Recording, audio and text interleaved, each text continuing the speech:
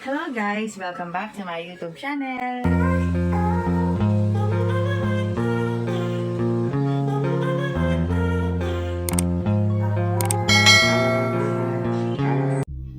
Hello guys! Welcome back to my YouTube channel! Maddie Madayag at Royce Tubino, sino nga ba ang totoong player of the game? Matapos nga ang laro nila kahapon kontra sa Akari, inisip ng mga fans na player of the game si Royce Tubino dahil nga nakitaan nila ito ng galing at nagbibigay ito ng maraming puntos. Kaya agad nilang natalo ang Akari Chargers.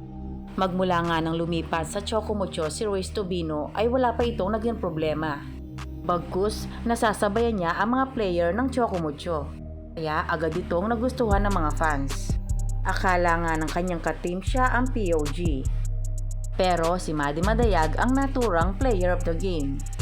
Pero kahit sino pa man yan, ang importante ay nasa iisang team sila. Team standings ng Chocomucho, 5 wins and 1 loss. Mapapanatili kaya nila ang kanilang magandang team standings? Kaya abangan natin yan sa mga susunod pa nilang laro. At dito naman sa short video na to, mapapanood kung paano nila sinigaw na ang POG ay si Royce Tubino. Mismong mga ka-teammate niya pa ang nagsasabi dito. Kaya guys, kayo na ang humusga. Panoorin ninyong mabuti ang video.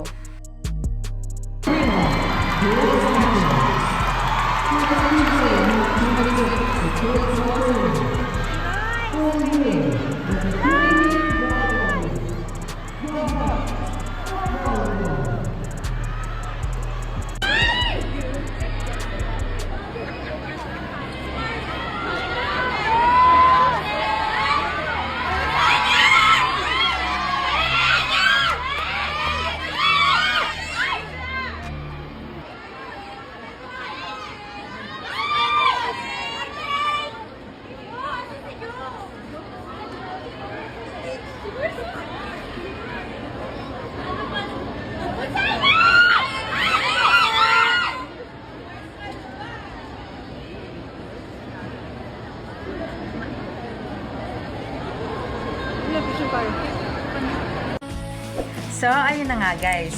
Kung nagustuhan mo ang video nito, huwag mo naman sanang kalimutang mag-like at mag-subscribe.